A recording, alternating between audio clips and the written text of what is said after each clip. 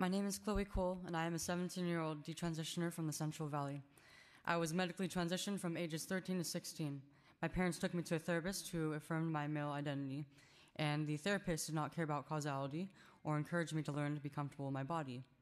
He brushed off my parents' concerns about the efficacy of hormones, puberty blockers, and surgeries. My parents were given the threat of suicide as a reason to move me forward in my transition. My endocrinologist, after 2 to 3 appointments, put me on puberty blockers and injectable testosterone. At age 15, I asked to remove my breasts. My therapist continued to affirm my transition. I attended a top surgery class that was filled with around 12 girls that thought they were men. Most were my age or younger.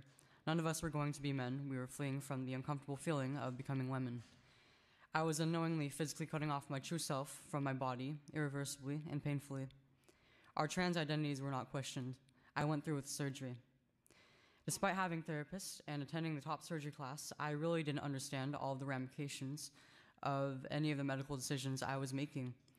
I wasn't capable of understanding, and it was downplayed consistently. My parents, on the other hand, were pressured to continue my so-called gender journey with a suicide threat. I will never be able to breastfeed a child.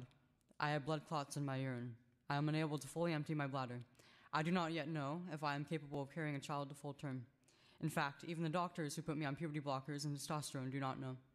SB 107 is circumventing states' laws that have needed safeguards in place so my story is not repeated.